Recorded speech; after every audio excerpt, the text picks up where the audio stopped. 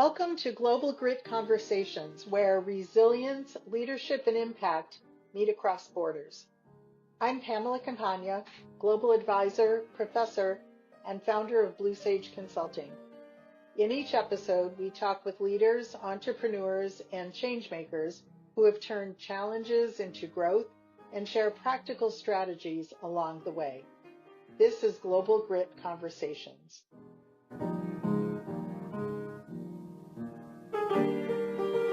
Thank you for joining me, and very excited to hear about your journey in the past several years, especially. And the podcast is really focused on talking to people about their personal and professional journeys, their life transitions, and what's led them to where they are today. And so maybe one of the first things to start with is, where do you come from, Hiba? Tell us a little bit about your background.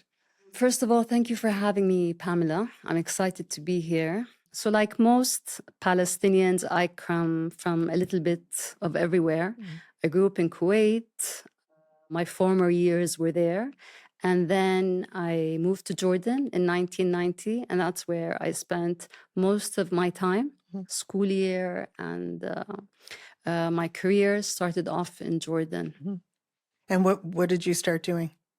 I studied marketing in university, and that's what I got into right away. I started off in an advertising agency, and then I moved over to the client side, and I worked across various industries, from retail to financials to events and hotels. So I have quite a bit of experience across different industries. And what led you to being on the corporate side? It sounds like you started on the agency side, moved to corporate. Is that right? So I started off in the agency working with clients, but then I got a really good job offer on the client side. And I continued working on the client side for the remainder of my career, which is approximately 15 years. So you made the decision to go from the agency side to the client side? It's marketing at the end of the day. It's advertising and communications. And I think it was a great thing to have had both perspectives. And it was marketing products or marketing yourself? It was marketing from products to services to F&B to payment. I'm talking about, the different industries I worked in. So I have to say it gives you a very holistic perspective, and even though I made a whole leap into, I made the career change, but having had that background was definitely an advantage. And how did you, I'm sorry, go ahead. No, it's just to reinforce that you get so many different perspectives, and you're not just, you're not moving in one direction. That's the advantage of it. And what are some of the ways that you learn to market yourself as well? I think first and foremost, you have to have a good sense of awareness. So some people might say if they're marketing themselves, they're not being very humble, but that isn't the case. I know especially now, I know what I'm good at. I know where my weaknesses are. And in order to get ahead, you have to market yourself, and you have to point out where you can help and where you can give experience and where you can give advice. So starting off with having a good level of awareness is essential. So that's emotional intelligence, that's Absolutely. self-awareness. Absolutely. Yes. And so what are some of the things you're not so good at? And then we'll get to the things that you are great at. I'll talk from a business perspective. There's quite a bit. And I have no problem saying it, because knowing where your advantages are is what will help you get the help that you need. So I started off with having experience in the product itself, understanding how to market and how to brand, having good communication skills. But then there are the technical aspects such as finance, which for me is a nightmare. And I say this very comfortably, it's not my area. And one person can't be good at everything. You can't excel. I don't think it's humanly possible. So you do need to see where you're good at and where you need to seek advice on some of the things you're not. That's only normal, in my opinion. And where do you go for that advice or that support, or where have you gone?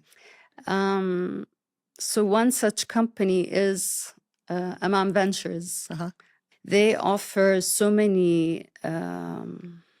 They offer so much on capacity building, and they understand that when you're starting off a business, you're generally a one-person show, and a one-person show that has to handle the product itself, has to handle the finance and the suppliers and whatnot. And when I joined the program, there was one that was focused on finance, and there was other capacity building, even little things such as how to be more productive, and little techniques and tips on, being able to do 10 things as opposed to 3.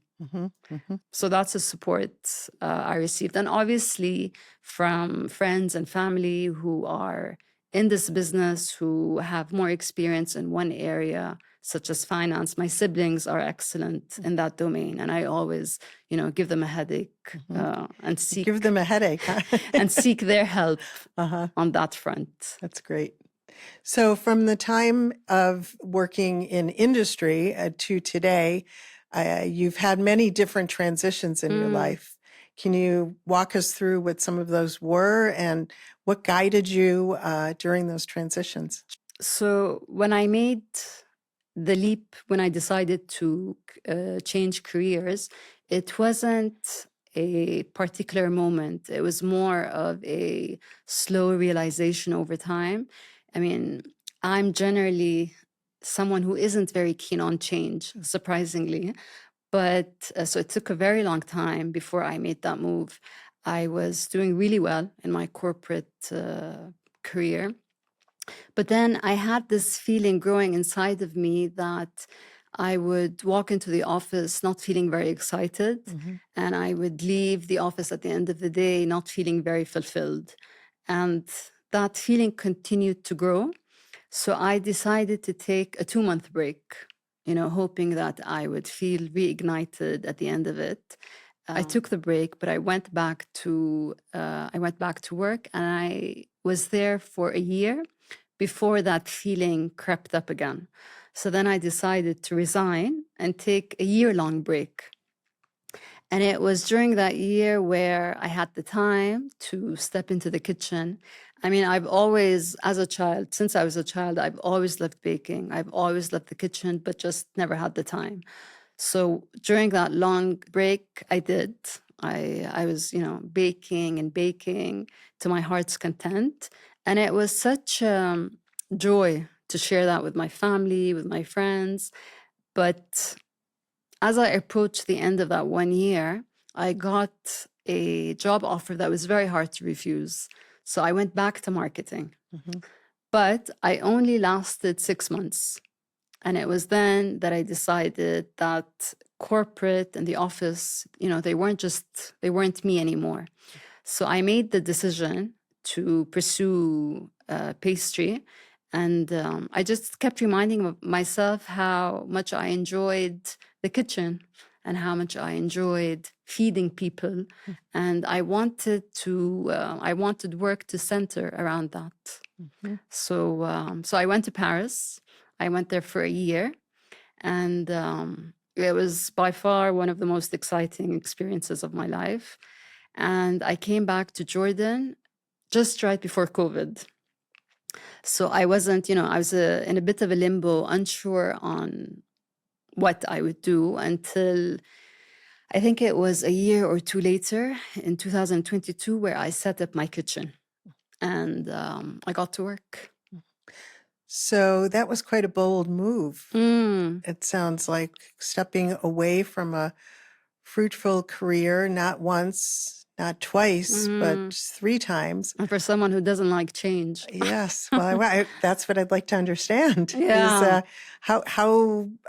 what are some of the things that were going through your mind, or who or how did you find the support to keep you motivated to take that risk? You know, I see a lot of people at work who don't enjoy what they do. And unfortunately, they don't have the luxury of doing anything else for a number of reasons. I have to say, I am lucky enough to have had that opportunity, should I not be enjoying work, to be able to decide to do something else. And for me, it's part of my values to just be true to myself. And when I've spent 15 years working in a corporate environment and having truly learned so much, I can't say it was valuable extremely. But then there was something that wasn't fulfilling, my sense of purpose, and I was lucky enough to had the support of family and friends. I mean, I was very blessed in that regard, to be able to pursue the decision I made. Mhm. That's wonderful. That's Yes. wonderful. And so fast forward, you went to Paris. Mm. Again, another bold move, and you went there to study. Mhm. I actually did the same thing at university many years ago, and I thought I understood the language. I had spoken it, studied it for many years, but when I got off the plane and It's opened very my mouth, I different. realized it was very different. Yes. Yeah. So I'm curious, what was your experience both culturally, as well as developing a new skill in a different language? What was that like for you? Yeah, you learn a lot about yourself, and when you're put in a whole different new culture. And I think everyone should go through that experience at least once in a lifetime. You learn so much about yourself, and if you're open to it, it enables you to grow. Mm. So yes, I spoke very, basic French, or I thought I did until I got there. But the course was, anyway, it was in English. So it was designed for international students. So that was, it wasn't an issue. The real issue was outside of the classroom, where I had to interact on a daily basis with, going to the supermarket or the pharmacy. Opening a bank account was a whole different, entertaining story. Mhm. There was a lot of charades involved, a lot of drawing pictures of trying to explain to them of why I want to open a bank account. So there were challenges, but also we're lucky because there's a huge North African community Mhm. in Paris, and they speak Arabic. So even though the dialect and the accent is slightly different, but you get by. Mhm. And they're everywhere. They're the Uber drivers. They're in supermarkets and shops. So that also was okay. The real big challenge was when I finished the school, you have to intern in a pastry shop. Okay. And it's in the pastry shop where they don't speak English. And they're not very accepting of people who don't speak English, even though they know Speak French. they don't speak French. Yes. And even though they're aware that I'm coming from, I mean, it's an agreement with the school. So even though they know that we don't speak English, but it's something that's very important to them for people to be able to communicate with them in French. So that was the challenge. And you just have to be accepting that it's going to be frustrating, and it's going to take a lot of patience, and you get through a hard time. It's one of those things that you just have to overcome. Did you ever think about giving up? I think if I was, and this is where, again, it's interesting that things happen for a reason. If I was in my 20s, I would have definitely given up. I would have gone home probably crying on more than one occasion, because I've seen that happen with a lot of the classmates I was with. Most of them were in their 20s, and they're a bit harsh, you know. I mean, especially the kitchen environment is a harsh one. The French kitchen environment is a harsh one, and a lot of them quit their internship. So being 40 when I started this journey, I was a lot more, you know, I was mature. I understood that, you know, not everything is going to go the way I want it to go. So I was just patient, and I kept reminding myself of why I was doing this. And I got through it. And so you went to Paris, you came back, you explained the timing. A lot of what I think you're describing has to do with timing, and the timing of starting a new business before COVID, during COVID. How would that have been different for you, if at all, if COVID hadn't happened? Do you think anything would be different for you? Very much so, because I actually had plans to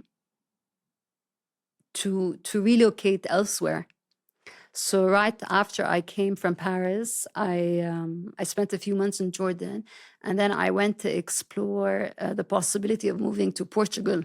And I was there for 2 months, you know, just checking things out and wanting to set up there. So I came back to Jordan, and I mean, like nearly everywhere else, we were on lockdown for quite some time. And that's what then, I mean, it was the reason I then decided to stay in Jordan, just because things were unsure, and to set up here. Yeah. And so what did you set up? I have an out-of-home kitchen. Again, I'm lucky that in my parents' house, they have a second floor, which is not in use. And I took one of the rooms and I just turned it into a commercial industrial kitchen until I decide to make my next move. And what will that be? Do you know? I mean, eventually, hopefully, I mean, and that's been the dream since day one, is to create a space that is an extension of the kitchen somewhere, you know. In Paris, you're spoiled for choice. It reminds me of all the pastry shops. Just about every other shop is a pastry shop. And they're the most inviting, welcoming spaces. And it really makes a difference to be able to see the product, you know, with your eyes. And it's just so inviting, and it's a whole different experience. And that's what I would like to create. So there's that obstacle at the moment where working from the kitchen, you know, your customers can't see that. So you have to sort of replicate it on Instagram. But eventually I would like to have a physical space. So Hiba, tell me a little bit about your current business, your products, who is your audience? So my business, the brand name is called Mahiba. And the name, I developed the name, it's basically an ode to my grandmother. So it's made up of both of our names. And the reason I chose that is because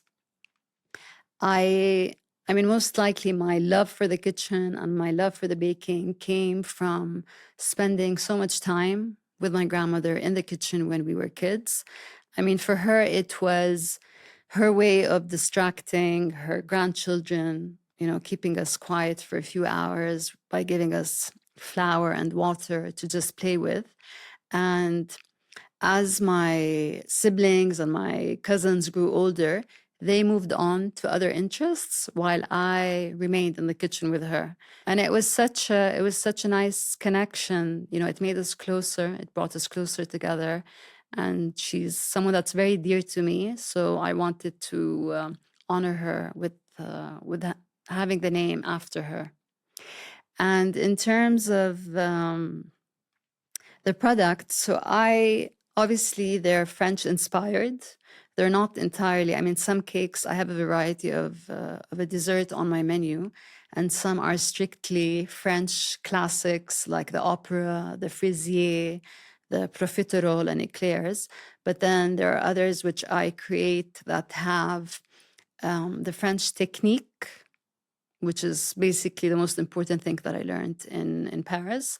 But then I developed them to suit local tastes, and I use local ingredients and so on. And I target mainly females, obviously, are the ones that place in the orders. And they are of my generation. You know, they're 35 to approximately 55, within that age range. Busy working moms who love to entertain on the weekends or want a dessert for after lunch, for after dinner. And they appreciate good quality.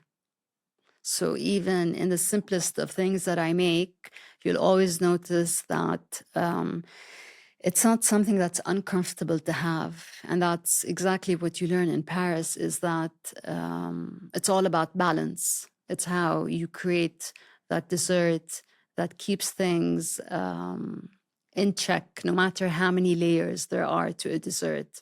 And more importantly, you learn that contrary to popular belief, desserts should not be overly sweet. And that's something that actually Mahiba, stands out, because I don't like to eat desserts that are overly sweet. So I get that recurring comment a lot, is that the desserts are not too sweet and they could easily have a second piece. I like that idea. It's having the second or even the third piece. Yes? Exactly. I mean, that's music to my ears. Yeah. And how do you find the local market in terms of being able to reach your customers, being able to, you mentioned that you localize some of your recipes, it sounds like, and you balance the French tradition with the local Arab culture. Do you find many different opportunities to get creative there, or? Absolutely. That's where you could definitely get creative. And there's so room for creativity when creating desserts. It's when you understand how different ingredients can work together. So you're not doing the typical carrot cake or the standard, vanilla cake, but it's also then, for example, during apricot season, I'll combine apricot with basil. And I may have not, before Paris, understood how that works, but you're taught to explore a lot with ingredients and to get creative on that level. But the most important thing is what stands out in French pastry is that they work on different layers. And the reason for that is it's just a more exciting experience. So in any dessert, you'll have, for example, a sponge, and you'll have something that's a mousse, and you'll have a layer of crunchy, and possibly another layer of jelly. So you might have 3-4 layers, and they're all such a different texture. And when you take that one bite, it's just absolutely phenomenal. And that's also another edge that Mahiba has. It's very little shops in Jordan follow that. So it's something that makes the brand stand out. And I've noticed how people appreciate that. And it's something that's very different from anything else they've had. Another example, for example, is Ramadan. If you're familiar with the holy month, sweets is the number one thing that is, a must during the season. And I was able to take local flavors. I was able to take the Ramadani flavors, which is pistachio, dates, rose water, and apricots. And I was able to create it using the French technique. And it's my number one best-selling dessert. Wow. And this is the coming March, it will be the 4th year that I make it. And it's the only cake I make during that month. I don't make anything else because it's in such a high demand. Wow, wonderful. So you've taken your passion and you've really harnessed that and turned it into a woman-owned business here, thriving. That's wonderful. Yeah.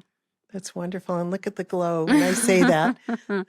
I mean, I've learned to also, something you learn as a business owner is to celebrate the wins. And I think I didn't used to do that until I understood the importance of it. So I am proud of where I've reached. And obviously, I'm nowhere near what I'd like to achieve, but I've done a lot and I celebrate it. Wonderful.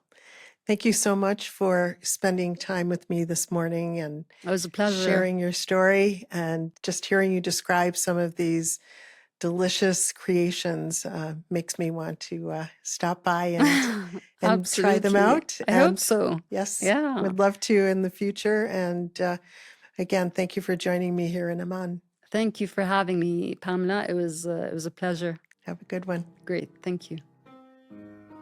Thanks for tuning in today to Global Grit Conversations. We hope today's conversation has offered insights that you can use in your own journey. Subscribe for future episodes with leaders who are shaping industries around the world. And until next time, keep leading with purpose and turning grit into growth.